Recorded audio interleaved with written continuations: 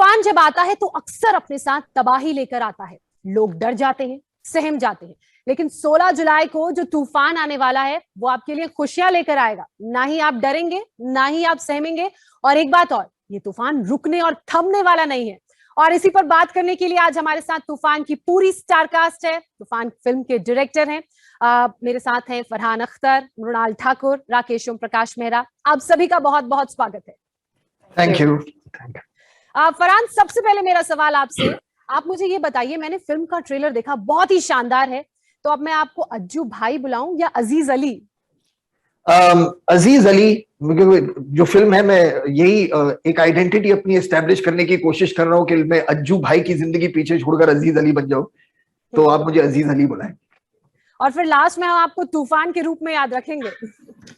हाँ, उम्मीद तो यही है कि जैसे आपने कहा कि एक ऐसी फिल्म है और ऐसा किरदार है जो सबकी घरों में, सबकी जिंदगी में थोड़ी बहुत खुशी लेकर आएगा। खुशी का तूफान अगर उसे कहा जा सके तो। अच्छा मृणाल, आप बताइए, क्या जब सेट पे आप शूट कर रही थी तो वाकई खुशियों का तूफान आता था या फिर वो बॉक्सिंग के पंचेस और वो वाला तूफान रहता था? दोनों कॉम्बिनेशन था। मुझे याद है जितने सीढ़ियां हमने इस फिल्म में चढ़े, जितना चलते थे हम, इट वाज इनसेन। लेकिन in between the takes Farhan हमेशा, क्योंकि मैं हमेशा नर्वस रहती थी, थोड़ा I used to feel little scared, होगा या नहीं होगा, सीन के बारे में सोचती रहती थी। तो फरहान का sense of humour is amazing. वो बीच में वो जान जाते हैं कि I was feeling, maybe I was not confident enough, so he would always come. हमेशा उनके चुटकुले, जो उनकी स्टोरीज होती है मूवीज की, सारे इनके favourite scene, he would just calm us down, और मस्ती का माहौल होता था। बहुत बहुत एंजॉय किया मैंने, और वो दिन कैसे गुजर जाता था हमें पता ही नहीं चलता। In fact we would pack up before time, every time. अच्छा, अब राकेश जी, ये जो बातें हो रही हैं पैकअप की, क्या बिफोर टाइम पैकअप हो जाता था? अब क्योंकि हमने काफी रीडिंग्स कर ली थी, और जो हमारी पूरी टीम थी कैमरे के पीछे, और production team, actors are well prepared, तो सबको मालूम था अपना अपना क्या करना है। तो अक्सर ऐसा होता था, वैसे तो आप लड़ते रहते हैं टाइम से, पर कई बार ऐसा हुआ है कि जिसके लिए हमने पूरा दिन रखा था वो लंच टाइम तक खत्म हो जाता था, तो फिर हम कुछ और कर लेते थे उसके बाद। अच्छा, राकेश जी, मैं आपसे एक और सवाल का जवाब जानना चाहूंगी। फरहान से जुड़ा हुआ सवाल है। हमने फरहान को बहुत सारी भूमिका, बहुत सारे किरदारों में देखा है। Actor Farhan, singer Farhan, writer Farhan, director Farhan. तो जब सेट पर फरहान रहते थे और फिल्म का डायरेक्शन आप करते थे, तो वो सिर्फ एक्टर थे या डायरेक्टर भी उनका निकल कर बाहर आ जाता था? मेरे लिए सबसे इम्पोर्टेंट, आप मतलब इतने सारे हुनर, और ऐसा मतलब आपको एक किस्म के आर्ट की फील्ड में एक ऑलराउंडर होना। आप एक्टर भी हैं, सिंगर भी हैं, राइटर भी हैं, पोएट भी हैं, डायरेक्टर भी हैं। मेरे लिए सबसे इम्पोर्टेंट था जो इंसान है फरहान, मेरा कनेक्शन उससे है सबसे पहले, तो विद द ह्यूमन बीइंग। फिर बाकी चीजें अपने आप हो ही जाती हैं, क्योंकि ये तो आपका काम है, आप करने निकलते हैं, जितना आपको आता है वो हो जाता है। मतलब फरहान जी जी जी। दूसरा, मैं तूफान के मायने कहना चाहूंगा। अक्सर मतलब मैंने ये देखा है कि जब हम बोलते हैं तूफान, तो लोग तूफान से डरने लगते हैं कि तूफान हमारे ऊपर आ रहा है। इस फिल्म के मायने ये हैं कि भले ही हम सबकी जिंदगी में, चाहे हम बड़े हो, छोटे हो, जो भी हो, मुश्किलों के पहाड़ होते हैं। तो फिल्म से प्रेरणा ये मिलती है कि आप ऐसे तूफान बनो कि आप वो मुश्किलों के पहाड़ को उड़ा के ले जाओ। खुद को तूफान बनाओ, ना कि तूफान आपके ऊपर आने वाला। क्या बात है, क्या बात है। अच्छा, तो फरहान, ऐसा तूफान बनने के लिए कितनी मेहनत आपने की? हमने आपको भाग मिल्खा भाग में देखा था, तब आपको देखकर, आपके फौलादी जिस्म को देखकर ऐसा लगता था कि जो परफेक्ट एथलीट की बॉडी होनी चाहिए वो फरहान जैसी होनी चाहिए। तो बॉक्सिंग, इस फिल्म में बॉक्सिंग जॉनर देखने को मिल रहा है, बॉक्सिंग स्पोर्ट है, तो वो ट्रांसफॉर्मेशन कितना डिफिकल्ट और उससे कितना अलग था आपके लिए? ये सर, मतलब बॉक्सिंग में जो डिमांड है वो रनिंग से बहुत ही अलग है। लेकिन एक बात ये बिल्कुल जाहिर है और सच है कि जो कॉन्फिडेंस मुझे मिला है भाग मिल्खा भाग करने से, कि अगर, और ये मिल्खा जी से मैंने सीखा है कि अगर मतलब तुम हार्डवर्क करोगे तो मतलब कामयाबी पाओगे। सबसे ज्यादा हार्डवर्क करो, जितना मतलब झोंक दो अपने आप को अपने काम में। तो ये मैंने वहां उस फिल्म में सीखा था। तो जब ये फिल्म के लिए प्रेपरेशन मैंने शुरू की, तो कहीं मुझे पता था कि मतलब मुझे वही फिर से वो जो एक जुनून है जो उस फिल्म के दौरान मैंने महसूस किया था, वही जगाना होगा फिर से इस फिल्म के लिए। तो उसी तरह से मैंने इस रोल को अप्रोच किया। लेकिन ये मतलब बहुत ही एक कहने वाली बात है नहीं कि जो बॉक्सिंग के लिए तैयारी होती है वो बहुत अलग होती है ट्रैक एंड फील्ड से। ये मेरे लिए एक नई चीज थी, क्योंकि मैं स्कूल में जब था तो मैंने ट्रैक एंड फील्ड में बहुत हिस्सा लिया था, लेकिन बॉक्सिंग में मैंने कभी बॉक्सिंग को मतलब एक ग्लव भी नहीं पहना है इसके पहले। तो it was a new beginning for me कि एबीसी मुझे सीखना पड़ा बॉक्सिंग का। तो डिमांड ज्यादा थी, फिजिकल डिमांड ज्यादा थी। लेकिन क्योंकि मैं वो फिल्म कर चुका था पहले, मुझे एक अंदर एक आवाज थी और एक पहचान थी कि ये मुमकिन है, ये मैं कर पाऊंगा। ये बात जाहिर थी।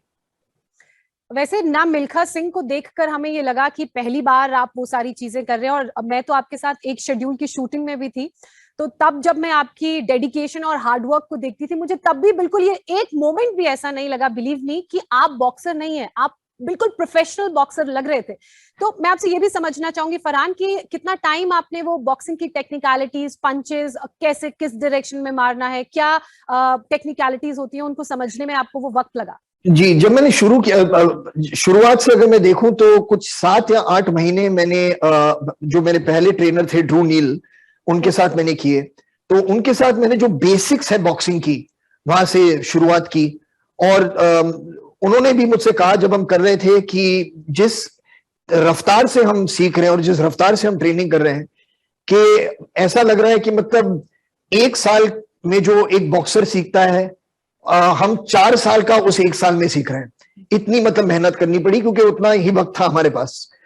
तो घंटों 2 सेशन हर दिन, घंटों की ट्रेनिंग ये करनी पड़ी। लेकिन वो करना जरूरी था, ताकि जब हम शूटिंग पर आए, जब कोरियोग्राफी सीखें, जब राकेश और जय जो हमारे कैमरामैन हैं, उनके साथ जब हम सेट पे काम कर रहे हैं, तो तब ये बिल्कुल नहीं सोचना पड़े कि मैं बॉक्सिंग कैसे करूंगा, ये पंच कैसे दिखेगा, मुझे वो कॉम्बिनेशन याद रहेगी कि नहीं। वो सब आपके डीएनए में चले जाना चाहिए। तो उसके लिए जितनी भी तैयारी करनी पड़ी वो बहुत जरूरी थी। और जैसे आपने अभी कहा, आपने सेट पे देखा था मुझे, तो मैं आपके दर्शकों को भी कहना चाहूंगा कि हम तो हैं ही फिल्म में, और राकेश ने फिल्म भी बनाई, लेकिन आप भी हैं इस फिल्म में जो एक बहुत ही इंटरेस्टिंग रोल कर रही हैं। खुद you are playing yourself in the film. Thank you to the team and thank you to the director. Farhan, मेरा एक और सवाल आपसे, फिर मैं मृणाल से सवाल पूछूंगी। इतनी सारी मेहनत आपने की, डाइट क्या लेते थे आप, वो सीक्रेट क्या है? मैंने ये फिल्म की शूटिंग के बाद मैंने राकेश से कहा है कि प्लीज अभी एक ऐसी फिल्म करेंगे जिसमें मैं आपके साथ बैठकर खाना खा सकूं। बस यही कहूंगा इस डाइट के बारे में। मतलब ये जो फ्रेश रोटियों की एक सुगंध आती है सेट पे, फ्रेश खाना जो बन रहा है पूरे सेट के लिए, और आप एक कोने में बैठकर मतलब वही वो चिकन टिक्का खा रहे हैं या ब्रोकली खा रहे हैं, या इट्स ऑल मेजर्ड। तो है, मगर एक उससे भी एक मतलब एक क्या जो कि अंदर एक आग बनती है जो आप जाके फिर अपने एक्शन में निकालते हैं। तो बढ़िया। बिल्कुल। मगर मैंने बहुत एंजॉय किया सेट का खाना। वो आप पूरी रोटी की बात कर रहे हैं, सब्जी, दाल मखनी सब खाई मैंने। चलिए, कॉन्ग्रेचुलेशंस। जी जी फरहान जी। मृणाल, आपने 2 ऑप्शंस दिए हर बार फरहान को फिल्म में। आप अपने लिए कैसे डिसाइड करती हैं कौन सी फिल्म करना है, कौन सी फिल्म नहीं करना है? क्या ऐसा कुछ 2 ऑप्शंस आप अपने आप को भी देती हैं? इंटरेस्टिंग। ऑप्शन नहीं होता मेरे पास, मुझे करना है, और एक गट इंस्टिंक्ट होती है जो डिसाइड करता है। और मुझे लगता है कई सारे लोग हैं जो अपनी अंदर की आवाज नहीं सुनते, इसीलिए वो गलत रास्ते पे चले जाते हैं। हमारे लाइफ में 2 चॉइसेस हमेशा होती है, जिसे हम नजरअंदाज करते हैं कभी कभी। रियल लाइफ में अगर आप मुझसे पूछो तो बहुत सारे लोग हैं मेरे लाइफ में जो अनन्या के जैसे हैं, जिन्होंने मुझे हमेशा ट्रैक पर लाया है। बकायदा टीवी से बॉलीवुड तक का जो मेरा सफर था, ये टेक्निकली लाइक 8 साल 9 साल का, मुश्किल था, काफी तूफानी था। मुझे लगा वो एक बहुत ही बड़ा तूफान था मेरे लाइफ में। तो कुछ लोग जो मुझे मिले उन्होंने कहा कि छोड़ दो Mrunal, it's not your cup of tea, आप नहीं कर पाएंगे। लेकिन कुछ लोग जो 3 दोस्त थे मेरे, जो equivalent to 3000 I must say, उन्होंने मुझे हमेशा कहा कि अगर आपने छलांग लगा ही दी है तो पूरी लगा दीजिए, ताकि कोई रिग्रेट ना हो मन में, कोई डाउट ना हो कि आप कोशिश आप कर सकते थे पर आपने नहीं किया। तो कहीं ना कहीं मृणाल अनन्या, अभी जब आपसे मैं जब बात कर रही हूँ तो काफी सिमिलैरिटीज है दोनों में। मृणाल उतनी कॉन्फिडेंट नहीं थी जब तक मैंने अनन्या का किरदार प्ले किया। अनन्या से मुझे इतनी motivation, I think she is very decisive, और ये एक क्वालिटी हर एक इंडिविजुअल में होना बहुत जरूरी है। क्योंकि अगर आप अपने आप के लिए नहीं डिसाइड करेंगे, अगर आप अपने लोग जिनसे आप प्यार करते हो उनके लिए नहीं डिसाइड करेंगे, तो कोई और डिसाइड करेगा। और सो ट्रस्ट मी, ये जो दौर था, the journey I must say, बहुत ही अनोखा था, बहुत ही ओवरवेलमिंग था प्रोसेस। क्योंकि फरहान को बकायदा स्क्रीन पर मतलब देखा है मैंने पहले, लेकिन अभी I was watching him perform in front of me. जो डेडिकेशन उन्होंने इस फिल्म के लिए, जितनी मेहनत ली है, और मुझे ये तब तक महसूस नहीं हो जब तक मैंने खुद ग्लव्स पहने। फिल्म में मैंने नहीं पहने, लेकिन आफ्टर द फिल्म मुझे जानना था कि वो how does it feel to wear gloves. और I am sure after watching this film हर एक बच्चा ग्लव्स पहन के बॉक्सिंग करना शुरू करेगा, या जिन लोगों ने बॉक्सिंग किसी रीजन के लिए छोड़ दी है, I want them to wear their gloves again and just fight. So yeah this was pretty much या। मतलब मैं 2 बातें समझ पाई हूँ। एक तो ये कि पैशन बहुत जरूरी है, और पैशन बहुत जरूरी है, फाइट करना बहुत जरूरी है। और दूसरा, जैसा कि राकेश जी ने कहा, आप भी एक ऐसा तूफान बन गई हैं जो हर चुनौतियों का डटकर सामना कर सकती हैं।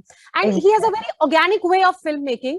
तो क्या आपको पहले से स्क्रिप्ट मिलती थी, या फिर इम्प्रॉम्प्टू सिचुएशन और जो सीन जिस तरीके से क्रिएट हो रहा है उस हिसाब से आप इम्प्रोवाइज करती थी? जी, the best part about shooting was हम लोग रियल लोकेशन पर शूट कर रहे थे, तो स्क्रिप्ट तो थी हमारे पास, लेकिन जब हम स्क्रिप्ट रीड करते थे तब फरहान के जो आउटपुट्स होते थे, सर के जो आउटपुट्स होते थे, हमारे कैमरामैन जय के जो आउटपुट्स होते थे, तो जिस तरह से वो सीन निखर के आता था, it was all together different level.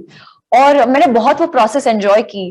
कुछ कुछ ऐसे ऐसे चीजें थी जो like for example last take जो हमारा होता था वो हमेशा होता था फॉर लव, तो प्रेशर कभी महसूस नहीं होता था। We used to just go for it, और कुछ अलग, कुछ मैजिकल होता था उस टेक में। मुझे पहले बहुत डर लगा था कि Farhan Akhtar and Rakesh Om Prakash Mehra, they like a deadly combination, उनके साथ काम करके I used to feel like this, लेकिन they always elevated my confidence. और मुझे हमेशा वो एक इट वाज वेरी अनसेड, लेकिन हमेशा वो मुझे मोटिवेट करते थे। उससे मुझे रियलाइज हुआ कि ये जो प्रोसेस थी वो काफी इजी हो गई, मुझे कभी एक्ट नहीं करना पड़ा, I always used to feel it, और that was the beauty about the entire filming process. ये प्रोसेस क्रिएट करना कितना डिफिकल्ट या इजी रहता है राकेश जी एक एक्टर के लिए, उसको ये कंफर्ट, ये कॉन्फिडेंस देना कि उसको ऐसे ना लगे कि वो एक कैमरे के सामने एक्टिंग कर रहा है, बल्कि वो उसे फील करे। आपके लिए आप कैसे करते हैं? How do you create such magic? पता नहीं मैजिक है क्या है, बट जो इतना कभी एनालाइज किया नहीं है। मेरे को हमेशा ऐसा ही लगा है कि जब हम फिल्म बना रहे हैं तो एक्चुअली हम जिंदगी जी रहे। ऐसा नहीं है कि एक जिंदगी का एक पार्ट है कि फिल्म बनाना है, अभी वो खत्म हो गया तो और कुछ शुरू कर देते हैं, तो वो पार्ट ऑफ लाइफ है। तो एवरी डे जैसे आप उठते हैं, जो आपका मूड होता है वो आपके सीन में झलकता है, कहीं ना कहीं आपको शायद मालूम ना भी हो। अब इतने सारे मूड होते हैं उस सेट पे, 1 2 3 4 कभी कभी 7 8 एक्टर्स होते हैं एक सीन में, 2 3 से कम तो कभी होते ही नहीं। कैमरामैन का मूड होता है, और मेकअप वालों का मूड होता है, डायरेक्टर का मूड होता है, बाकी एक एनर्जी होती है। उस सबको बांधना एक मुट्ठी में, आपका काम सिर्फ उतना है। एक डायरेक्टर का काम एक्चुअली बहुत आसान है कि आप ऐसा, मैं आपको इसकी सिमली देता हूँ, एक जैसे एक फुटबॉल का मैच चल रहा है जी। तो मैक्सिमम आप एक कोच हैं जो लाइन के बाहर खड़े और आपके पास एक छड़ी है और प्लेयर्स आपके खेल रहे हैं। अब खेल वो खेलेंगे, उनको गोल बाएं पैर से मारना है या दाएं पैर से मारना है, उनको गोल हाफ लाइन से मारना है या पास करके मारना है एक दूसरे को, वो उनका हुनर है, वो मेरा हुनर नहीं है, वो उनका पार्ट। बट जब मुझे लगता है ये ऑफसाइड जा रहे हैं, मेरे लिए ऑफसाइड हुआ कि एक कैरेक्टर के बाहर जा रहे हैं, तो मैं सीटी बजा देता हूँ, हेलो हेलो हेलो आप ये अजीज अली नहीं है, ये अनन्या नहीं है, क्योंकि मेरे को ऐसी फीलिंग आई नहीं, आप शायद कुछ और, बस इतना ही था। इससे ज्यादा मैंने कभी कॉम्प्लेक्स होने नहीं दिया अपने काम को, इतना ही आसान रखा है, इतना ही सहज रखा है। और डायरेक्टर को बहुत क्रेडिट मिलता है, मुझे ऐसा लगता है, बट इतना क्रेडिट शायद वो डिजर्व नहीं करते, क्योंकि इस सब कोलैबोरेशन इतना है, इतने लोगों की मेहनत है क्रू में, इतने लोग आपका काम संवारते हैं और they make you look good. So that's the way I look at what I am doing. But कभी मुझे इसमें अलग लगा नहीं कि फिल्म सेट पे जाके आपको कुछ अनोखा करना। It is the way of life. आप जिस शिद्दत से अपनी जिंदगी जी रहे हैं उसी का एक एक्सटेंशन आपके काम में नजर आएगा।